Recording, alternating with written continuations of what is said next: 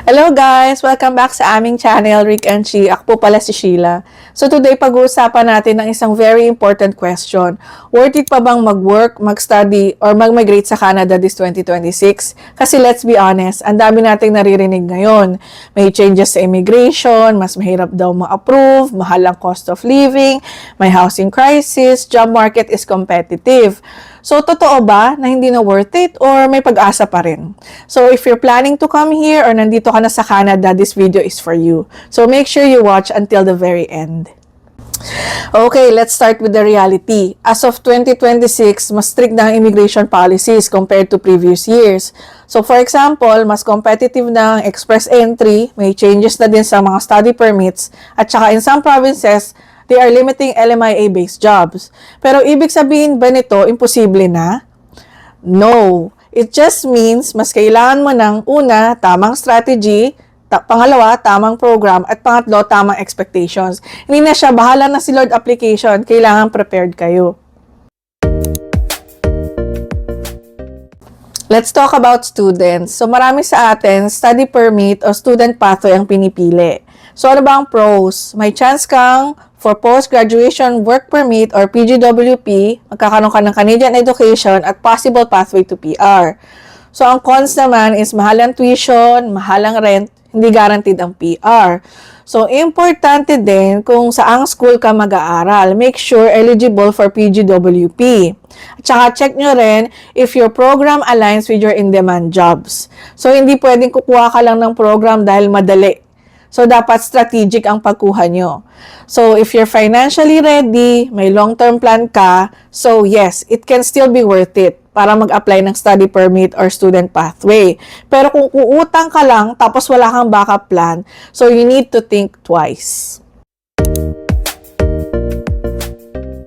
Yan. Now, let's talk about working here.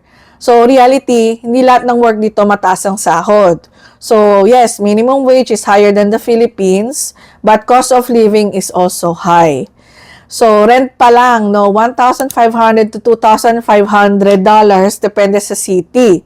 So, for example, in places near Vancouver, like Surrey, dito sa amin, or White Rock, medyo mataas talaga ang rent. But ang advantage dito, pag dito kayo nag-work, is una, labor rights are strong, may healthcare system, safe environment, tsaka may work-life balance. Yan. So, if ang goal mo is to support family and build long-term stability, yes, worth it dito. So, worth it siya. Pero kung expectation mo is instant yaman, so no, hindi po ito Dubai or America na 6 digits agad ang sasahurin nyo sa una nyong work. Now, for permanent migration. So, Canada is still one of the most immigrant-friendly countries in the world. So, programs like Provincial Nominees Program are still active.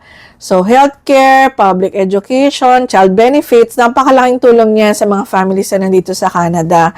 But adjustment is real, homesickness is real, winter depression is real, at starting from zero is real. Yan. So, ang tanong talaga ay hindi worth it ba dito sa Canada. So, ang totoong tanong talaga is, ready ka ba sa sacrifice pagdating mo dito at dito ka maninirahan sa Canada? Kasi, if ang goal mo is long-term security for your kids, better future and stable system, yes, worth it dito sa Canada mag-migrate. Yan. So, worth it ba talaga ang mag-work, mag-study, at mag-migrate dito sa Canada ngayon 2026? So, my honest answer is, it depends. So, it depends what your goal is, your finances, your risk tolerance, at your mindset. So, Canada in 2026 is not easy. Pero hindi rin ito imposible.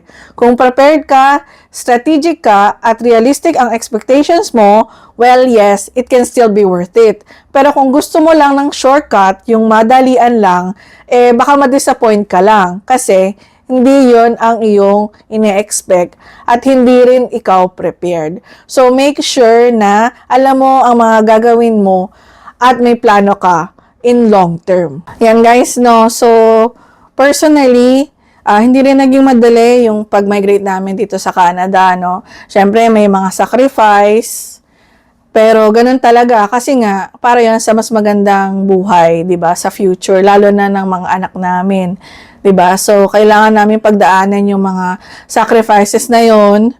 At after naman no worth it naman. Masasabi ko na worth it naman yung pagpunta namin dito sa Canada. So hindi siya nasayang, 'di ba? So I hope guys na kayo din kahit na feeling nyo ang hirap, kahit feeling nyo imposible pero ano naman yan sa first step naman magi-start yan Kasi kung hindi ka gagawa, kung walang action na gagawin, talagang walang mangyayari, hindi ba? So, kaya kung ako sa inyo, kung talagang desidido na kayo na mag-Canada, humanap kayo ng paraan para makapag-Canada.